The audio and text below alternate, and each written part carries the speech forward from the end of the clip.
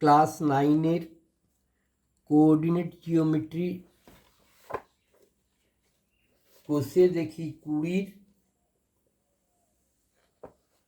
9-এর দাগের অঙ্কটা দেখো, একটু দেখবো আজকে কী বলেছে। আগে অঙ্কটা পড়ে নিই একটু। একটি ত্রিভুজের 3টি শীর্ষবিন্দুর স্থানাঙ্ক 4,-3, -5,2 এবং x,y যদি ত্রিভুজটির ভরকেন্দ্র মূলবিন্দু হয় তাহলে x ও y এর মান নির্ণয় করি।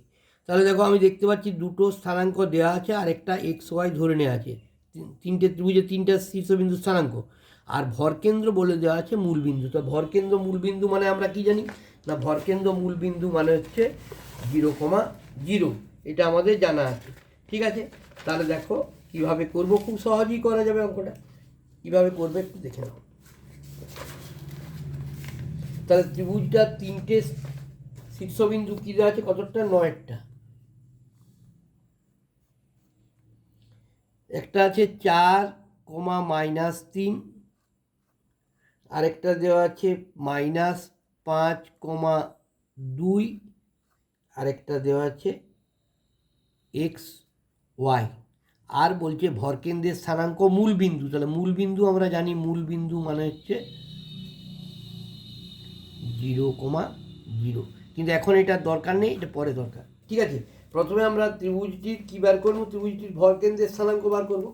ভরকের 3টা শীর্ষবিন্দু দেওয়া আছে, তাহলে তার থেকে ভরকেন্দ্রের স্থানাঙ্কটা আমরা সহজেই বের করে নিতে পারবো।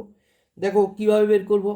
তাহলে এখানে আমি দেখতে পাচ্ছি x1 সমান 4, y1 সমান হচ্ছে -3, x2 সমান হচ্ছে কত, -5, আর y2 সমান হচ্ছে কত, 2, আর x3 সমান হচ্ছে x, আর y3 মানে হচ্ছে y।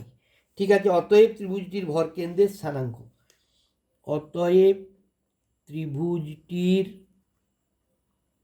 ভরকেন্দ্রের স্থানাঙ্ক সমান, দেখো সূত্র আমরা জানি, x1 + x2 + x3 / 3, y1 + y2 + y3 / 3 সমান, দেখো x1 এর মান কত পাচ্ছি আমি, 4, প্লাস x2 এর মান কত, -5, তাহলে প্লাসে মাইনাসে -5, আর একটা x3 মান কত, x3 মান দেখো ধরেছি কি x/3, কমা দাও y1 মানে -3, প্লাস y2 মানে হচ্ছে 2, আর y3 মানে হচ্ছে y/3।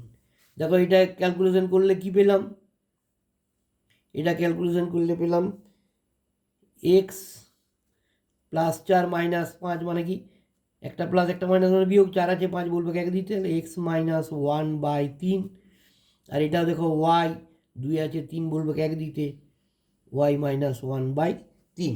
এবারে বলে দেওয়া আছে, দেখো যে ওদের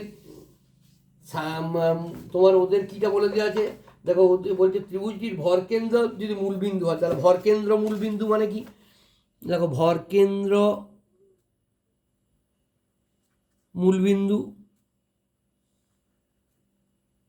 মূলবিন্দুর স্থানাঙ্কটা কি, 0,0, কারণ আমি লিখতে পারি শর্তানুসারে এইটা সমান 0, আবার এইটা সমান 0। ঠিক আছে, তাহলে আমি পেয়ে যাব শর্তানুসারে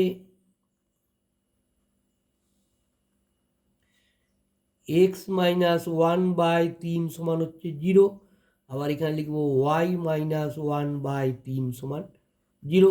দেখো x - 1 সমান 3কে 0 দিয়ে গুণ করলে 0ই হয়, তাহলে x সমান কী হলো, -1টার ডান দিক চলে গেল, +1 হয়ে গেল।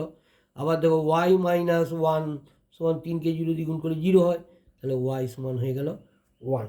তাহলে x y এর স্থানাঙ্ক অতএব x, y সমান হচ্ছে 1,1। তাহলে আমাকে কী বলছে, মূলবিন্দু হয় তাহলে x ও y এর মান নির্ণয় করি, অতএব x ও y এর মান সমান 1,1। বোঝা গেছে? নিশ্চয়ই বুঝতে পেরেছ। ঠিক আছে, দেখে যাও, সব অঙ্কগুলোই দেবো এবং সব করতেও পারবে, তোমরা বুঝতেও পারবে, দেখে যাও। ধন্যবাদ।